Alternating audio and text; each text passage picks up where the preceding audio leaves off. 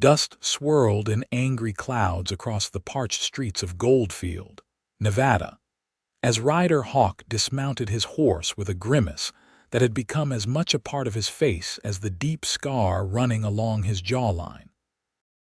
It was 1878, and the mining town was growing faster than weeds after a spring rain, but Ryder couldn't care less about the boom or the gold that had men flocking from across the country.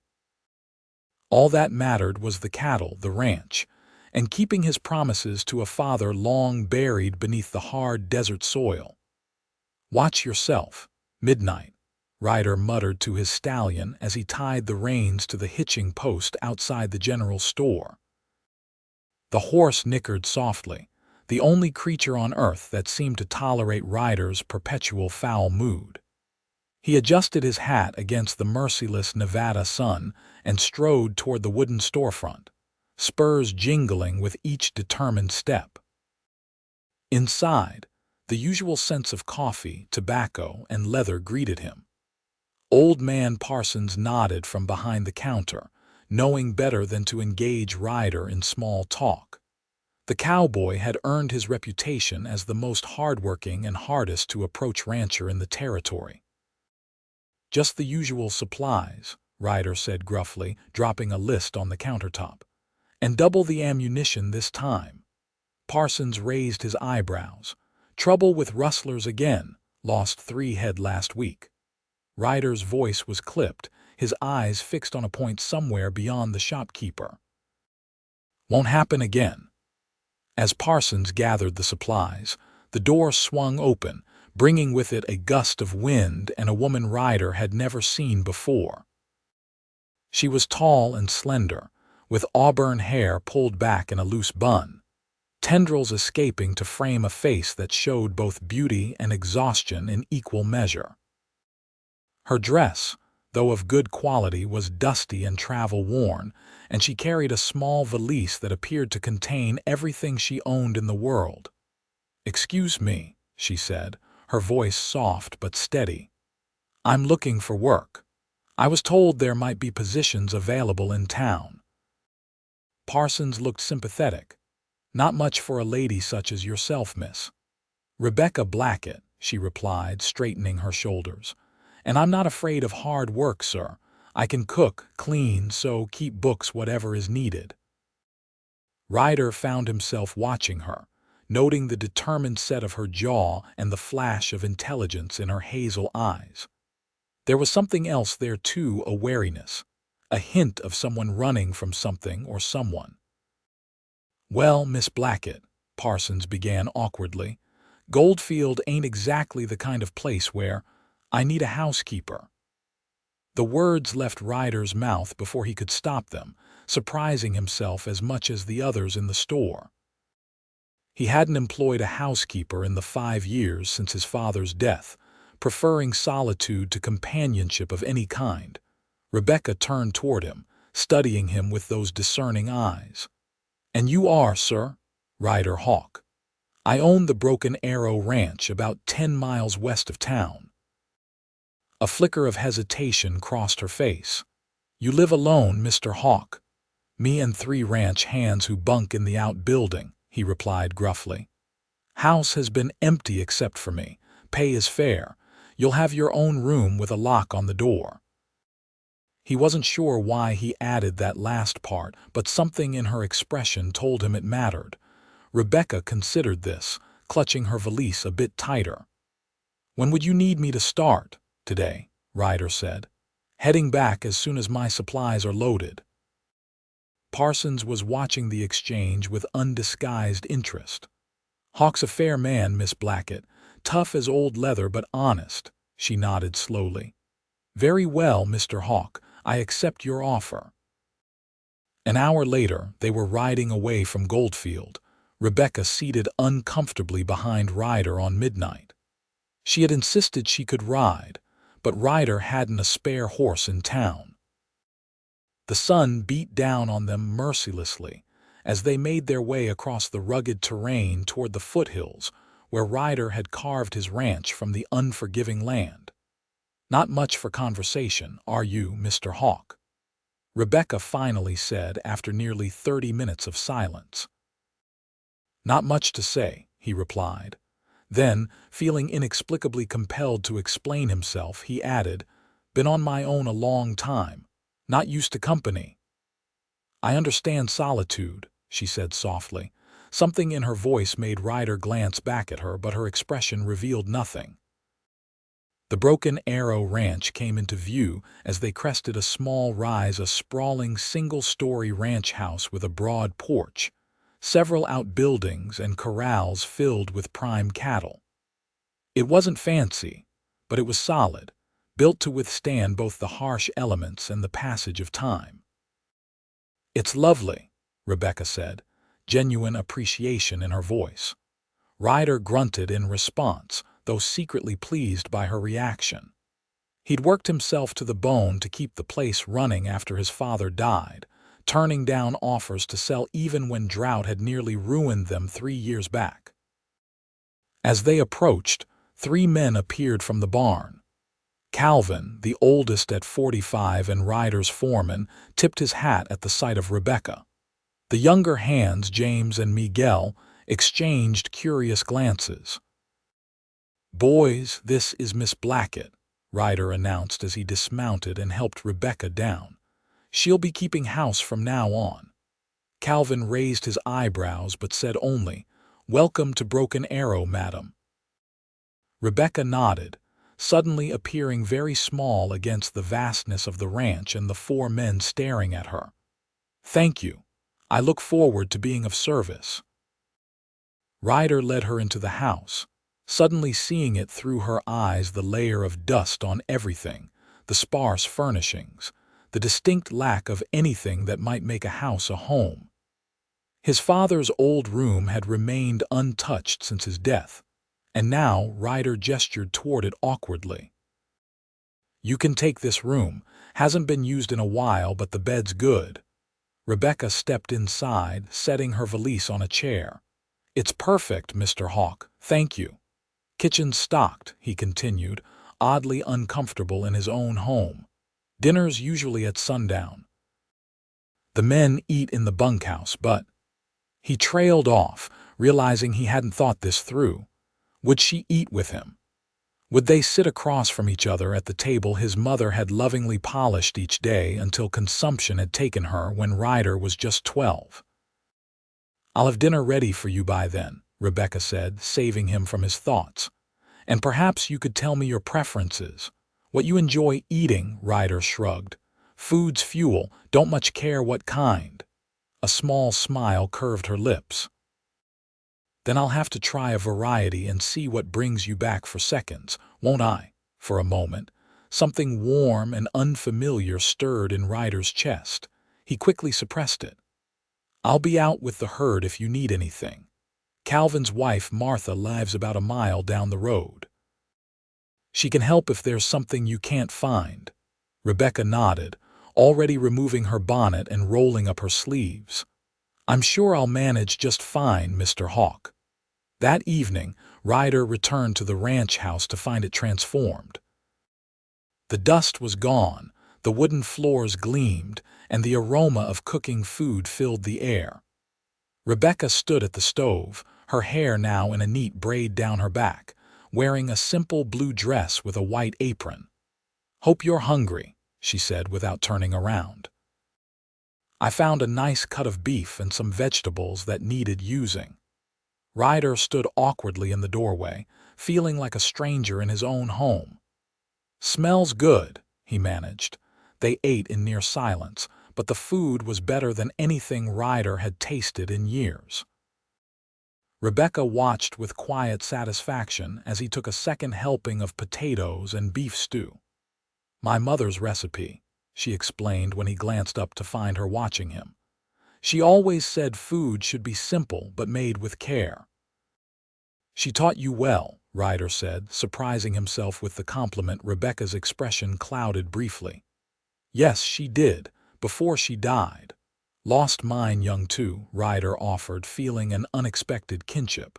"Father raised me, taught me ranching, everything I know. And he's gone now too." Rebecca asked gently. Ryder nodded, pushing his plate away. 5 years. Heart gave out right in that chair you're sitting in. Rebecca looked down at the chair, then back at Ryder with compassion rather than the pity he'd come to despise. It's a good chair, strong, like he must have been. That night, lying in his bed, Ryder listened to the unfamiliar sounds of another person moving about his home. For 5 years, he'd lived with nothing but the howling of coyotes, the lowing of cattle, and the ghosts of his memories. Now, there was the soft creak of floorboards, the gentle closing of cupboards, the whisper of fabric as Rebecca prepared for bed. Strangely, he didn't mind. Days turned into weeks, and Rebecca proved herself invaluable around the ranch. Beyond keeping the house in order and preparing meals that had Ryder and his men fighting over seconds, she showed an unexpected aptitude for ranch accounts.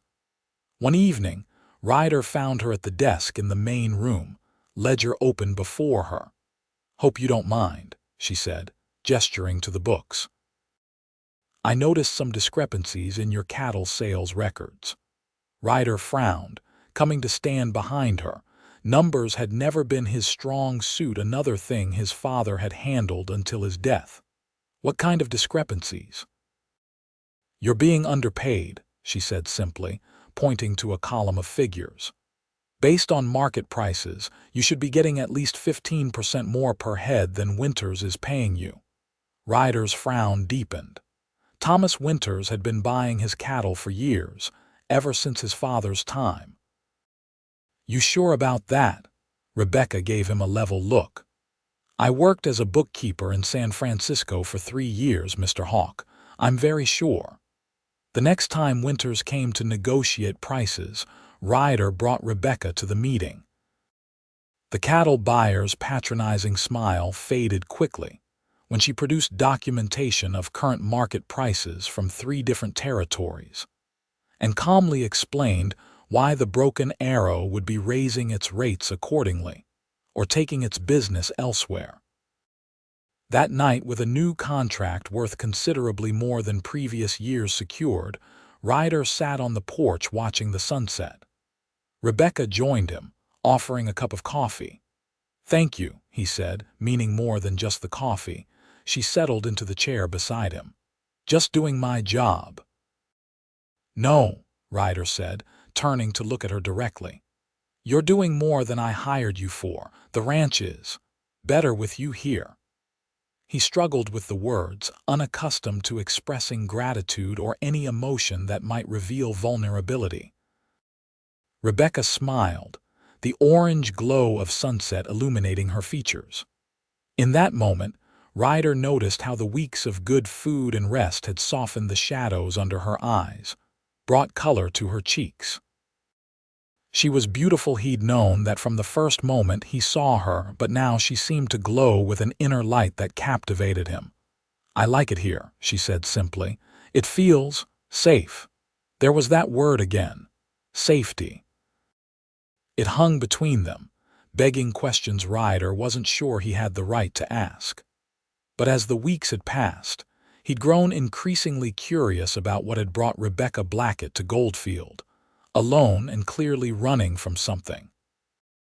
"Rebecca," he said, using her first name for the first time, "what were you running from when you came to Goldfield?" She stiffened, her hands tightening around her coffee cup. For a long moment, Ryder thought she wouldn't answer. "My husband," she finally said, her voice barely above a whisper. Ryder felt as though he'd been kicked by a horse. "Husband?" Rebecca's eyes met his, steady despite the pain reflected there. "Former husband. He's dead now, or at least that's what I was told." The story came out slowly, each word seeming to cost her something. She'd married young, just 18, to Richard Blackett, a charming businessman 20 years her senior. At first, he'd seemed kind, even doting. But once the marriage certificate was signed, he'd revealed his true nature: controlling, jealous, and viciously cruel when crossed. "The first time he hit me was 6 months after the wedding," Rebecca said, her voice detached as if she were recounting someone else's story. "I'd spoken too long to a male customer at his store. He apologized afterward, promised it would never happen again." She laughed bitterly. It became a familiar pattern. Ryder's hands had clenched into fists as she spoke, a rage he hadn't felt in years building inside him. "3 months ago, I received word that he'd been killed in a brawl in Sacramento," she continued. "I didn't believe it at first. Richard was too clever, too careful. But when weeks passed with no sign of him, I began to hope. I sold what little was truly mine and left San Francisco. I've been traveling since, never staying in one place too long, just in case."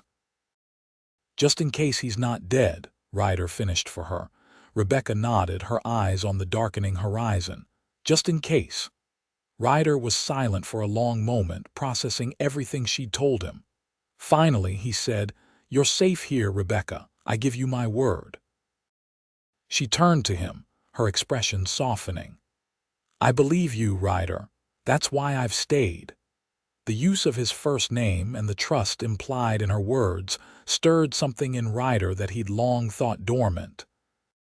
That night, he lay awake longer than usual, thinking about Rebecca Blackett and the growing realization that she had become far more to him than just a housekeeper.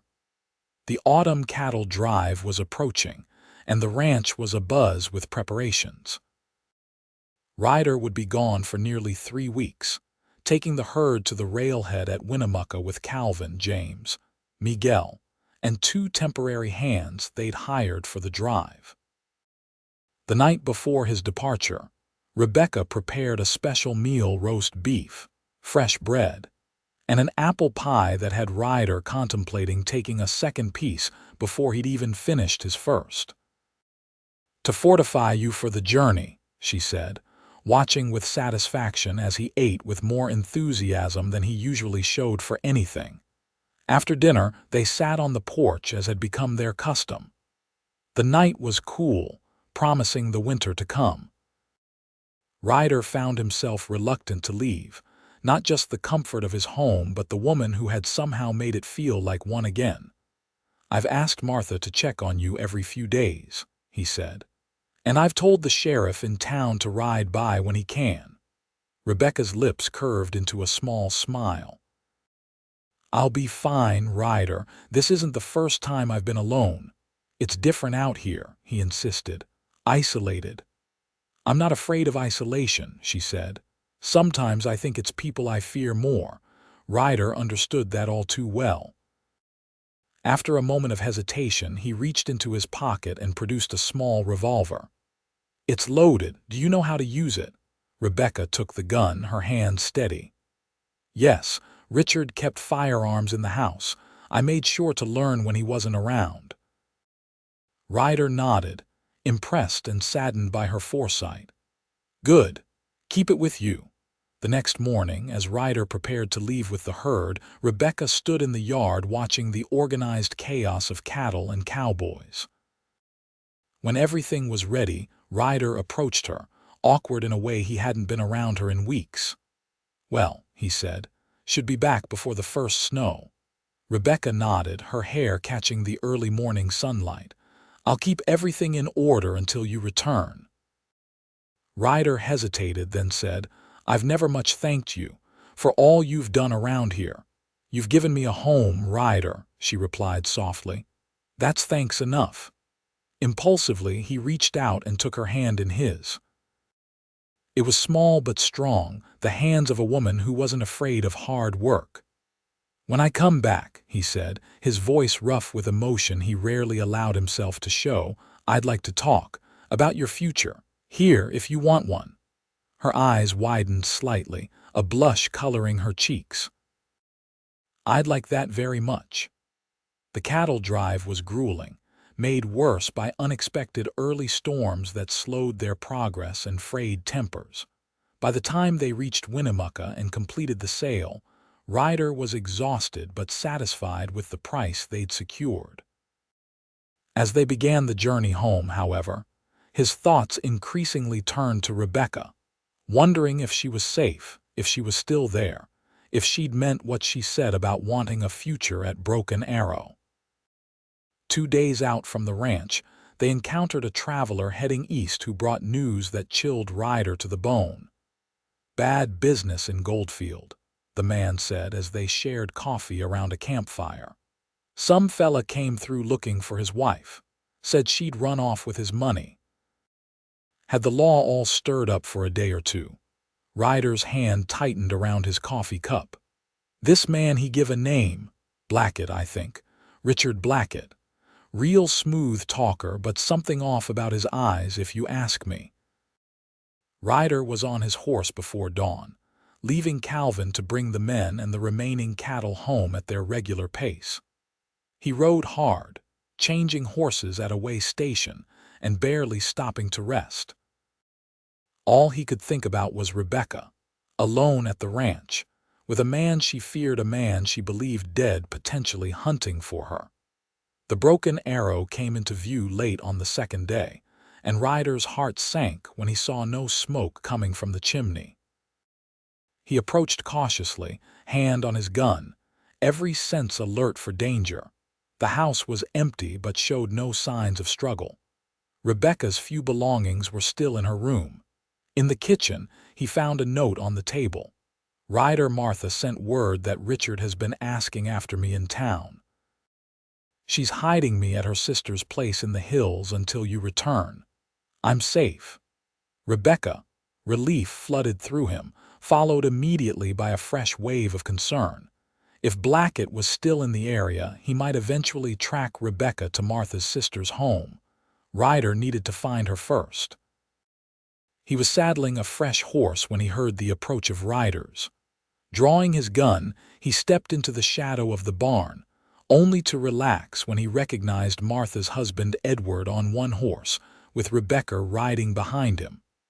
"Ryder," she called, dismounting before Edward had fully stopped. "We saw the smoke from your chimney. I knew you'd returned." She ran to him, and without thinking, Ryder pulled her into his arms, holding her tightly against his chest. She fit there perfectly, her head tucked under his chin, her arms wrapped around his waist. "You're safe," he murmured into her hair. "Thank God you're safe." Edward cleared his throat. "Sheriff Cooper's got men looking for Blackett. Last anyone saw, he was asking questions over at the Golden Nugget Saloon. That was yesterday." Ryder nodded grimly. "He comes anywhere near here, he's a dead man." "No," Rebecca said firmly, pulling back to look at Ryder. "I won't have you risking your life or your freedom for me. If Richard is truly alive, then I'll face him, with the law present." "You're not facing him at all," Ryder said, his voice leaving no room for argument. "He has no claim on you anymore, not here, not ever again." That night, after Edward had gone home with assurances that he'd return with news if Blackett was found, Ryder and Rebecca sat at the kitchen table planning their next move. "I should leave," Rebecca said, though her voice betrayed her reluctance. "As long as I'm here, I'm putting you and your ranch at risk." "No," Ryder's response was immediate. "Running isn't the answer. It just postpones the inevitable. Sooner or later, he'll find you again." "Then what do you suggest?" she asked, frustration edging her tone. "I can't live like this forever, Ryder. Always looking over my shoulder, jumping at shadows." Ryder reached across the table and took her hand. "Face him, on your terms, with me beside you." The next day they rode into Goldfield together. The sheriff, a grizzled man named Cooper who'd known Ryder's father, listened gravely to Rebecca's story of abuse and her escape after believing her husband dead. "We've had him cooling his heels in a cell since yesterday," Cooper said. "Something didn't sit right with me about his story. Claimed his wife stole from him but couldn't rightly say what she took, and he's carrying a mighty fine watch with another man's initials on it." "He was always a thief," Rebecca said quietly. "And worse," Cooper nodded. "Well, it turns out he's wanted in California. Not for murder, though he did kill a man in that brawl. It was ruled self-defense but for fraud and theft. Telegraph came through this morning. San Francisco police want him back. I need to see him, Rebecca said suddenly, before they take him away. I need him to know that he has no power over me anymore. Both men started to protest, but the determination in her eyes silenced them. I'll be right there with you, Ryder promised. Richard Blackett looked smaller than Rebecca remembered, sitting on the cot in his cell. His once immaculate clothes were travel-worn, his handsome face now marred by a scar across one cheek. When he saw Rebecca, his eyes lit with a familiar mixture of rage and possessiveness that once would have terrified her. "Rebecca," he said, standing and approaching the bars. "I've been looking everywhere for you, my dear. It's time to come home now." Rebecca felt Ryder tense beside her, but she placed a calming hand on his arm. "I am home, Richard," she said, her voice steady, "and you have no claim on me anymore." Richard's charming mask slipped, revealing the ugliness beneath. "You're my wife. You belong to me." "No," Rebecca said firmly. "I belong to myself, and you're going back to San Francisco to face justice for your crimes." "You think you can escape me?" Richard snarled, gripping the bars. "I'll find you again, I always do." "Not this time," Ryder said, stepping forward. "Not ever again." Richard's gaze shifted to Ryder, taking in his intimidating presence. "And who are you?" "Her new protector," he laughed, a hollow sound. "She'll betray you too, Cowboy. It's what she does." "The only betrayal was yours," Rebecca said, finding strength in Ryder's solid presence beside her. "Every promise you made, every vow you took, they were all lies." She stepped closer to the cell, just out of Richard's reach. "I'm not afraid of you anymore. That's what I wanted you to see." "You have no power over me, Richard. Not anymore." As they left the jail, Rebecca felt as though a weight had been lifted from her shoulders. Richard would be transported to California the next day, and with the evidence against him, he would likely spend years in prison. "You were brave in there," Ryder said as they mounted their horses for the ride back to Broken Arrow. Rebecca smiled, feeling truly free for the first time in years. "I had someone strong beside me." The weeks that followed were peaceful ones at Broken Arrow Ranch. With winter settling in, the pace of ranch work slowed, giving Ryder and Rebecca more time together. Their evenings on the porch became evenings by the fireplace, talking long into the night, learning each other's stories, dreams, and fears. Ryder spoke of his father's legacy, the weight of responsibility he'd carried since taking over the ranch, his determination to never let down the man who'd taught him everything. Rebecca shared her childhood in Oregon, her love of books, her hope of someday having a family she could trust, and who would trust her in return. On Christmas Eve, with snow falling gently outside, Ryder finally found the courage to speak the words that had been in his heart for months. "I never thought I'd find peace in another person," he said, taking Rebecca's hands in his. "Always figured it was the land, the work that would give my life meaning. But then you came along, needing shelter, and somehow you ended up sheltering me instead." Rebecca's eyes glistened with unshed tears. "We sheltered each other, Ryder." "I love you, Rebecca," he said simply. "And if you'll have me, I want to make this arrangement permanent, not as employer and housekeeper, but as husband and wife. Are you asking me to marry you, Ryder Hawk?" she asked, her smile bright through her tears. "I reckon I am," he replied, suddenly shy. "I don't have a fancy ring," or Rebecca silenced him with a kiss, soft and sweet and full of promise. "Yes," she whispered against his lips. "Yes, I will marry you." They were wed in the spring, when the hills around Broken Arrow were green with new growth and wildflowers dotted the pastures. The ceremony was small, just the ranch hands, Martha and Edward, Sheriff Cooper, and a few townspeople who'd come to know and respect both Ryder and Rebecca over the months. As they stood together on the porch of what was now truly their home, Rebecca in a simple white dress and Ryder in the first new suit he'd owned since his father's funeral, both felt the rightness of their union. They had found in each other what neither had been looking for, but both desperately needed: strength, understanding, and a love that had grown slowly and surely, like a tree with deep roots that could weather any storm. "Mrs. Hawk," Ryder said, savoring the sound of her new name. "Welcome home." Rebecca's smile outshone the spring sun. "I've been home since the day you brought me here, Ryder. I just didn't know it yet." 5 years later, Broken Arrow Ranch had prospered beyond even Ryder's ambitious dreams. With Rebecca's financial acumen and his ranching expertise, they had expanded their holdings, improved their breeding stock, and established themselves as one of the most successful operations in the territory. But their greatest joy came in the form of their children: 4-year-old Thomas, named for Ryder's father, and 2-year-old Sarah, who had her mother's auburn hair and her father's determined spirit. A third child was on the way, turning Rebecca's figure round with new life. On warm evenings, they still sat together on the porch, watching the sunset paint the Nevada sky in spectacular colors.